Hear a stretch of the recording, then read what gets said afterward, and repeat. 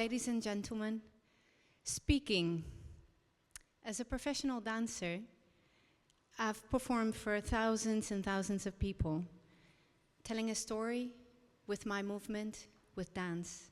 So as you can see, I'm a little bit out of my element here, so please bear with me. I would like today to tell you a little bit about myself, my story as a professional dancer of Scapino Ballet Rotterdam, where I've been for the last 20 years, and of course doing my education before that, and also being a mother in a profession that actually doesn't allow you to be a mother. And I don't think you have to see the movie The Black Swan for a lot of people already to know that it's a tough life, it's a beautiful life, it's an inspirational life, and especially in a company like Scapino Ballet Rotterdam. And I hope you see that also in the performance after my little talk. The truth as a dancer is never as it seems, because as an audience you always see the final result. You see the beautiful show at 8 o'clock in the evening together with your husband or your children or just with friends. But before that, we have a long road, and it comes with a lot of bumps and humps. But we need those to get to this beautiful place on stage. It looks very glamorous from the outside, traveling, being in beautiful costumes, working with big names. But let me tell you what a normal day, a typical day, looks like for me. I get up at 6:30 in the morning. I wake up my husband and my 2 children. I run downstairs, make breakfast for everyone, get the kids ready for school, and in my case, also daycare and diapers. Then I get them to school. I have to grab my own things, get ready for class. Every morning we do a classical ballet class for 1.5 hours. Then we get a short break to change our clothes. Then we have 5 studios. And all of the dancers go to different studios and simultaneously work on little pieces of a creation that's done at the moment, or we rehearse a piece that we are doing in the evening. On a performance day, we step into the bus at 3 o'clock in the afternoon, all together again. We go to the place where we perform. We have a 2-hour break where we can eat, rest, get our makeup done, prepare for the show. Then we do another class, a training class to get warm. Then we explore the space on stage, because also in every town that's a little bit different. And then it's 8 o'clock, our moment. We do the show. After the show, we talk with the audience, and they tell us what they think of the show, how we inspire them, what they felt with it. Then we also explain a little bit about the making process. Why did we come to this? Then we go back in the bus very quickly. We go home at 1 or 12:30 at night. We come home, and the next morning at 6:30, it starts all over again. That I do for at least 200 days of the year. So as you can hear, it's not very glamorous.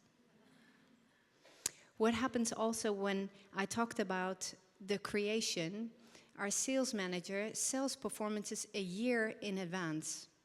As an artist and a creator, that's a long time. So what they're doing, they're selling an idea, a vision, a direction of what you want to say at that moment. So they're selling an idea to the theaters, but then we are 3 months before the premiere when we start actually creating that idea. We know we have a point B to go to, but in dance we don't really work like that. We know our starting point. The choreographer knows with how many people he wants to tell what kind of story, and then the process starts. Day in, day out, trying things in a good way, in a bad way, getting criticized, and also been put on the wrong foot because you thought it was going to go this way, but it's not going to go this way. So we have moments where we struggle. What we do then as women, we take the struggle and we put it in the end product. So the end product has a realness, because that's ultimately, as a dancer, what you want to do, is inspire people, move them, and also give them an idea that nothing is impossible. They can think big if they want to, but they can also stay close to themselves and feel good about that when they see something like this on stage. So, as I told you, it's not very glamorous on the outside, although this, in my eyes, is the most beautiful profession there is, because it starts out as a hobby, and then somebody, or you, in my case, somebody else thought I was talented, and I grew into being good at something. And not only being good at something because I was the fastest or the tallest or I could jump the furthest. No, I could be myself and create not only good technique, but I could tell a story with my body. Today, my colleagues are going to perform a beautiful part from a program that we currently do in the theaters right now. It's a program called Pearl, and it's very similar to a dancer's life. It starts in the Baroque, the French court. Louis XIV, maybe some of you seen the movie Dangerous Liaisons. It's all very beautiful, beautiful costumes and a lot of decadence, but behind the scenes you have the decay. In this program you will see all of it, but this afternoon they will show you the last part of this performance, which is the moment of decay. I want to introduce my two colleagues, Brindis Brynjolfsdottir and Alex Jolicoeur, and I want to wish you a wonderful performance. Thank you.